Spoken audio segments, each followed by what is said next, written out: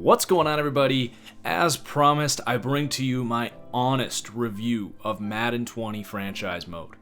Over the last few years, Madden fans, specifically franchise mode fans, have been left feeling like some of the most neglected video game customers around, as we've not just watched the game we love take an almost unanimous dip in terms of quality of gameplay, but have also been left in the dust as we see the trendy fantasy game mode Madden Ultimate Team, MUT, see not just massive change and improvements from year to year, but weekly updates after the game is released that leave the many fans who seek a realistic football experience for Madden throwing up our hands in frustration. So in this video, I'm going to give my honest reactions to the state of franchise mode in Madden 20 and ultimately answer the big question, should you buy Madden 20? So the first thing I need to mention is that I feel I actually tend to lean more on the pro developer side.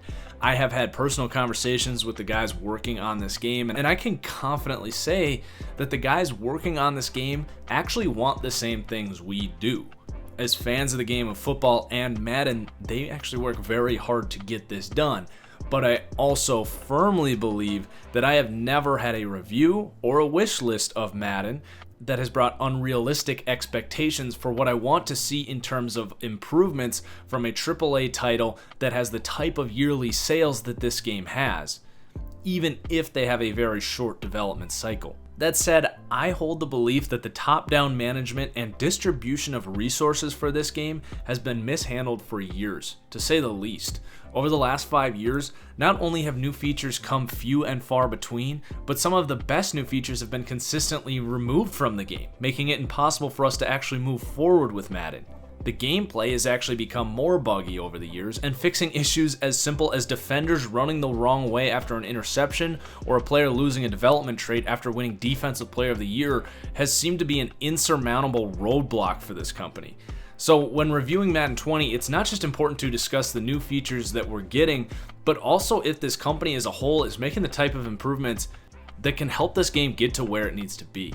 So in just a second, we'll dive into the new features. I know some of you just want to hear about that, which is fine. After that, we'll discuss some features that are still missing, some features that have actually left me a little disappointed here, and hint at some of the things that may make my Madden 21 wish list that I expect to release in the coming months. So if you enjoy, if you agree, please do hit that like button, and please make sure you subscribe so you don't miss any of my Madden related content moving forward. All right, thanks for hanging around for the intro. Let's not waste any more time and get into what is new for Madden 20 franchise mode. And I'm going to go in order of significance, in my opinion. So the number one new feature here for me is the scenario engine. I put this scenario engine on top because this is a totally new feature that sets up franchise mode with the opportunity to implement, really for the first time, a way to differentiate different franchise playthroughs with a narrative-driven mechanic. So the idea here is that every week you're going to be approached by one or two immersive characters, such as a position coach or a player, and he's going to prompt you with a question regarding like weekly goals, playing time, maybe a contract, or something along those lines. Your response will result in either an immediate reward or a penalty, or a new goal that can then lead to a reward or a penalty, or maybe a development trait or morale, anything like that. It's a really nice idea that offers a way for players to have a breakout week, shaping a narrative. Also, this adds new ways to gain XP aside from weekly awards and weekly training. Perhaps manage a player's impending retirement, or implement a system for players to actually have off-the-field issues. This really does open the doors for many of the things Madden franchise mode fans have been requesting for years. Now, I will say this new tool is very raw right now. Many of the scenarios I am discussing here are not implemented at launch, and this is something that I can effectively promise you will not be perfect in Madden 20. So I will say lower your expectations for this feature for now, but the number one reason that I list this as the biggest new feature for Madden 20 is that this is actually a much bigger picture thing here that goes beyond the mechanics and leads to a much bigger stride for the Madden team. There is already a confirmed package of new scenarios that were not in the beta that will be released at launch. And we have been told that new scenarios will continue to be added in monthly updates, which is a first-time experience for franchise players. with EA simply acknowledging franchise mode and saying for the first time that this game mode will be worked on and improved year-round, I am heavily optimistic for what this means for the future of Madden.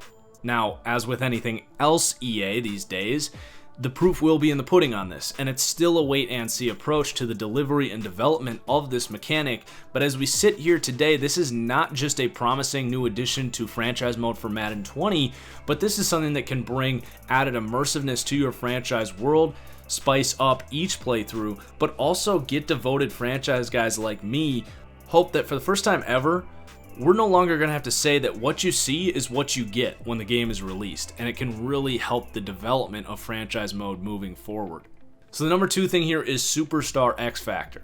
This is a feature I've been calling for in my last 2 years for my wish list. I've mentioned the expansion of Madden Ultimate Team over the last few years, while EA has chosen to really neglect franchise mode. Well, one really cool feature that Mutt got was the implementation of in-game perks for star players that made star players feel unique. And it honestly blew my mind that this had not been eased into franchise mode. The mechanics were already there. It should not have been a very difficult transition. Well, now we have it. This is all part of EA's Stars Actually Feel Like Stars movement, which is kind of their big thing for Madden 20. This has been a movement that's been a driving force behind my own custom roster for years. But what Superstar X Factor does is it gives the elite players in the league a combination of unique skills and abilities. There's really too many to go in depth into in this video. There's a ton of other great videos out there that I encourage you to look up to see what kind of abilities we're talking about here.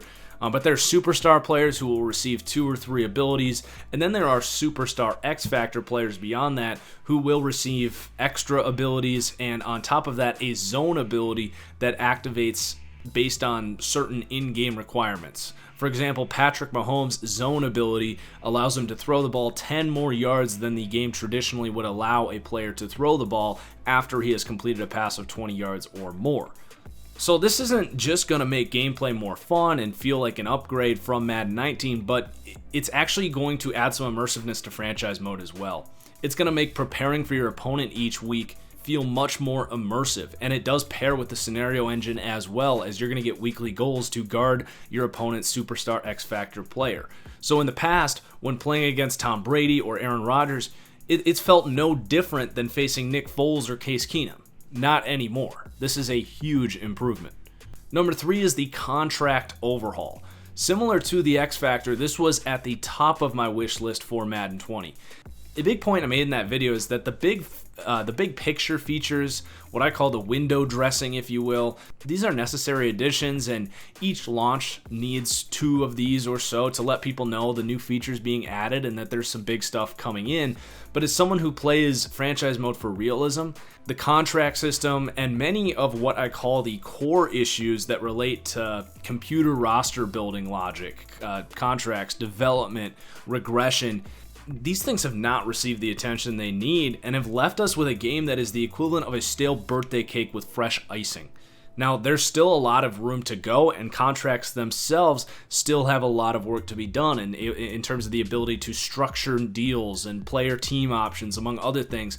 But for Madden 20, the asking prices of contracts have been completely fixed. And this is a bigger deal than it sounds. In real life, teams are constantly battling against the salary cap, trying to find ways to put together their roster. However, in Madden, for years, the asking prices for contracts have closer resembled what players would be asking for in 2006 as opposed to 2019, when the salary cap has nearly doubled since then. So this was a really necessary change that had to happen.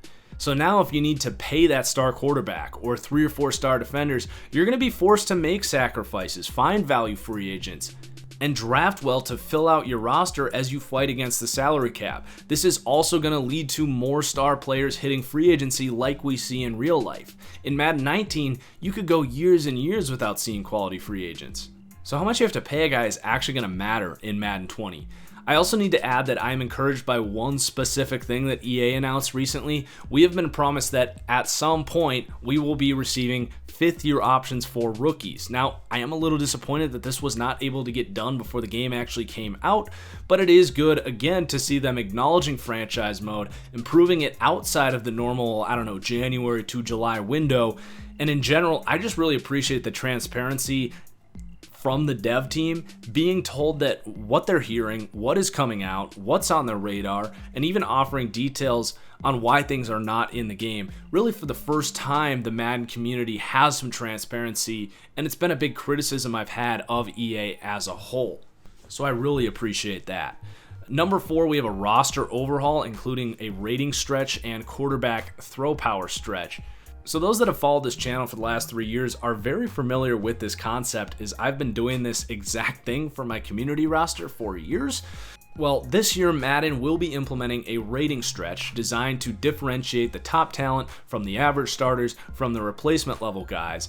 And those that are unfamiliar with this kind of rating stretch will find it weird at first. Seeing players with lower overalls, it can be a little offsetting at first. But believe me, this is a necessary change and will not just help the whole making stars feel like stars movement on the field, but it's going to play really nicely with the contract overhaul, making you feel the actual difficulty in filling out and maintaining a championship caliber roster, as it's not just harder to find star talent, but you'll actually have to pay them when you do find it. They've also announced adding something that I added to my Madden 19 roster, which is a throw power overhaul.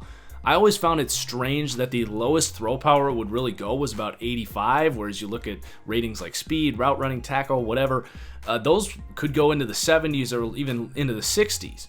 So now, the Case Keenum, Alex Smiths of the world, they're going to have a much larger gap from guys like Aaron Rodgers, Patrick Mahomes. In the past, like 88 throw power, I think is what Alex Smith had. Like, that was fully functional throw power. You can't really notice the difference between that and 98, like, to be completely honest. So they're going to really lower the low-end throw power, and you're going to have a big, difference in the strong-armed quarterbacks. And this, again, is a nice addition to the making stars feel like stars movement.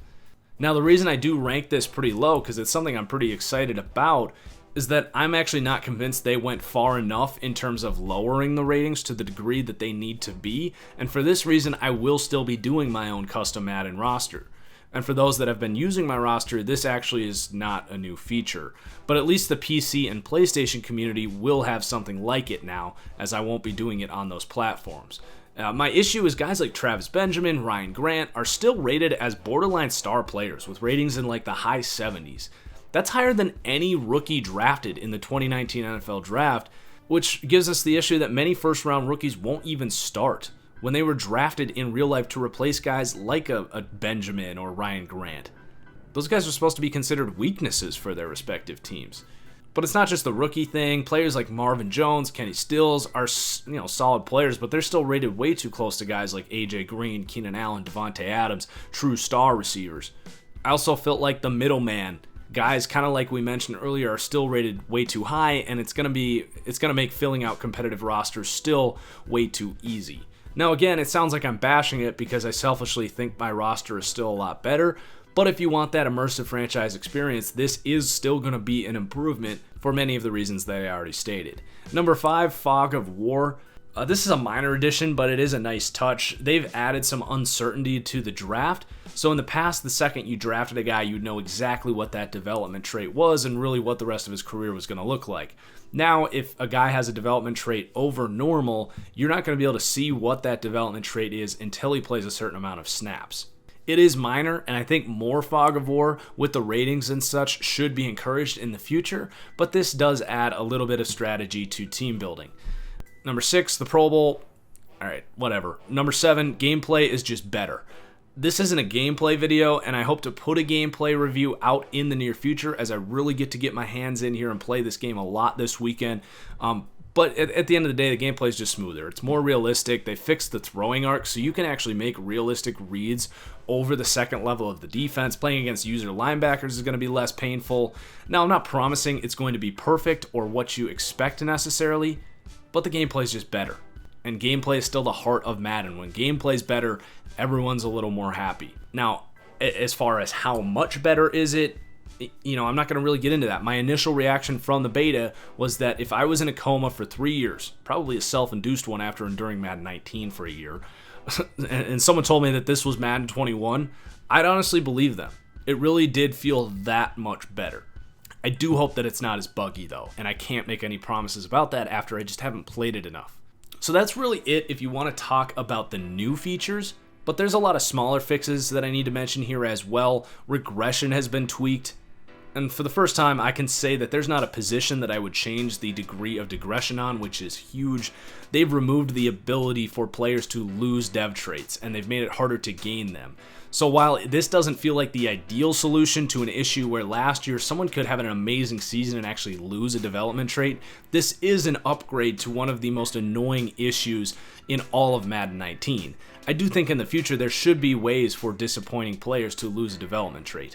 Number 3 is they tweaked the overpowered upgrade. Speed Rusher for defensive tackle is no longer going to give you like a +3 boost to your interior defensive lineman. So those 3 things are actually big upgrades for me and are surely going to make franchise mode outside of my 32-man league, where we'd have to manually correct all of these things, much more enjoyable. Now, I do need to discuss some of the features that I did kind of walk away disappointed that they were not implemented, starting with the edge players. Now, I will add that with the announcement of 5th-year options on the way, this is the last thing on my Madden 20 wish list that EA actually didn't address, which is a much better hit rate than in years past. That said, the longer we go without this modern terminology for edge rushers is going to continue to make me more and more insane and wonder what the hell EA is actually thinking at this point. By far, my biggest criticism of EA for Madden 20 is that they are not able to properly implement the modern terminology for edge players, interior defensive linemen, and off-ball linebackers. I actually hold the belief that the casual NFL fan is dumbed down by the way Madden lists these players. While this modern terminology, meanwhile, is so widely accepted, the NFL no longer thinks in terms of D-tackle, D-end, outside linebacker, and middle linebacker. At least not from a team building perspective. Yes, within scheme you will refer to these players by these designations, but on a macro scale across schemes, I work for PFF. We sell our data to all 32 NFL teams. I'm not going to argue this with anyone. If you disagree, you need to educate yourself because you are doing yourself a disservice as a football fan if you're still talking in terms of the terminology that Madden uses. But this isn't just about listing edge players and getting up to date. I wouldn't be so mad if that's all this was. This presents a serious issue in franchise mode and even in like head-to-head play.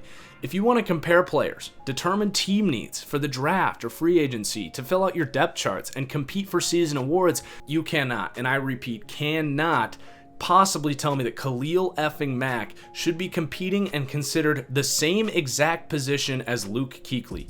Nor can you tell me that if the Seahawks need a starting outside linebacker in their 4-3 scheme, that they should be considering signing a guy like Ryan Kerrigan or hell a 275-pound edge rusher listed as an outside linebacker in a different scheme, Pernell McPhee, to play off-ball linebacker in their scheme.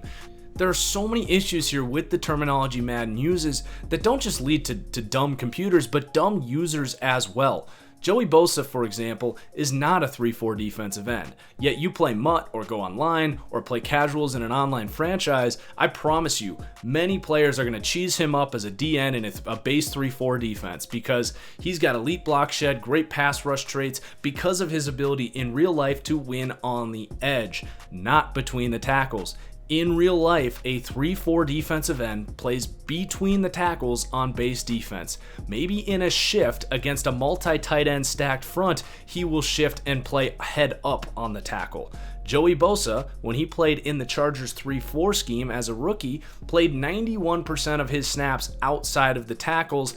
Those 9% of snaps that came on the interior were mostly on passing downs. Yet I promise you the majority of Madden fans would take Joey Bosa because Madden has him listed as a defensive end. They're going to play him at a 3-4 defensive end, closer resembling in real life to what a 350-pound Akeem Hicks plays as opposed to what Joey Bosa actually plays in real life. Edge rusher. This needs to be fixed. So beyond that, I have the improved simulation engine. This has been a common request and it definitely bugs me too. It just has to do with the stats that get generated in simulation. things like running quarterbacks not running with the ball, running backs getting preposterous amounts of carries. Certain teams like Buffalo or the New York Giants always seem to play well in simulation no matter how bad their roster gets. Now, they did mention that this is something on their radar in their last stream, which I appreciate, but as of now, it's a wait and see in terms of this being improved. Improved draft and trade logic, this really wasn't looked at all this year. That needs to be on their list for Madden 21. And then just other contract stuff, things like during season free agents, you don't really bargain with them at all. They just have a given price. The ability to structure contracts, front load, back load, restricted free agency tenders, renegotiation on expiring contracts, lots of stuff like that just really weren't really addressed outside of the asking prices and I guess fifth year options. The ability to use custom playbooks with formation subs really takes away some of the customization and personal strategy that many people would like to have seen for Madden 20. Coaching carousel and skill tree like we had in NCAA, a more dynamic XP growth system and regression, along with a new scouting system and just general presentation that a lot of people want. Those are all still things that can certainly be upgraded in the future. So that's really as deep as I can go as far as franchise features, what we are getting and what we are not. As promised, it's time for the ultimate decision here. Should you buy Madden 20? Well, on the positive note, I do firmly believe that franchise mode is receiving more resources than ever, that they're making positive steps by adding new features that we discussed, but also not removing key features from previous updates. When I look back at, say, Madden 18, I honestly did not believe that franchise mode would receive this many new features and fixes to things like contracts and regression that will make the core of this game so much more playable. That said, this is more of a knock on how bad this game's development process has proved to be over the last 5 years or so. There's still a lot of aspects of franchise mode that do leave me disappointed, which sadly was to be expected. I look back at some of the great franchise modes at the start of this century, and even a game like NCAA 14, and I'm still left wondering why it's such a major task to implement things like a fifth year option or fix the edge player listings. I do look at this game and still believe that EA has internal issues that make it incredibly difficult to innovate and get things done. That said, I do see a game that is going in the right direction. I see for the first time transparency with the community. We've been told that franchise mode for the first time will be updated after release. So this, here you go, this is what we made, enjoy, see you this time next year mentality that EA gave us for years has just been awful. That's kind of gone by the wayside and heading in the right direction. So that's all very good. So is franchise mode where we want it to be right now? No. And I have consistently said that we can't expect a game with this short of a development cycle and the issues that they've had to be that overnight. But another huge thing for me has been not removing or taking steps back with the good features that they implement. As of now, all of the additions to Madden 19 franchise mode, which was the biggest upgrade the game mode has received in years, have either remained or been improved upon. We are getting a good package of new features for Madden 20 and has also left a building block with things like the scenario engine and the announcement of post-release updates for this game mode to improve at a faster rate moving forward. So I hear you that you want more. I do too. I wish this game had a coaching carousel, a better development system, all of these things that we're all asking for, but I also believe many of these demands to get all of this at once are pretty unrealistic. Madden as a company is rebuilding from the bottom up, and I think it's important that we give this company credit where credit is due when they do take a good step forward. As I sit here today, I can honestly say that Madden 20 has actually exceeded my expectations. Granted, those expectations were pretty low. I understand the negative energy around this game, and believe me, there were times playing Madden 19 where I wanted to march down to Orlando and throw my controller through EA's windows. But my ultimate answer is yes. This game is worth it. If you're looking to spend money on a new game and you're a huge football fan like me, it is worth buying Madden 20. That said, if you're hesitant and you don't want to trust EA with your money yet, and you want to see them repeat this process, this positive direction for a second year in a row, I completely understand where you're coming from. They've regressed many times in the past, and if you don't trust them to keep this up, that's fine. Personally, I want a football game, and this happens to be the best one we've had in years, and I plan on enjoying it. There's people that want to boycott the game, demand that 2K purchase NFL rights and all that stuff, but I think a lot of those expectations are just too high, and I don't think it's ever going to happen. EA has exclusive rights. They are the only company that makes an NFL video game. They're a massive corporation, and this game is a cash cow. For years, this game saw virtually no improvement from year to year, but it is my honest opinion that EA, who has no incentive to upgrade their game to the degree, frankly, that they have from Madden 18 to Madden 20, is a company that seems to me to be feeling the pressure to deliver a game to its fans who are growing exponentially more frustrated. And as I sit here today, I believe that they delivered that to the best of their ability, and Madden 20 should be a significantly more enjoyable experience for all parties involved. And it's also set the foundations for even brighter days ahead. So that's going to do it. Let me know your thoughts. What do you like? What are you disappointed by? Are you buying Madden 20? Please do hit that like button. Cheers as always, and we'll see you for the next one. Peace out.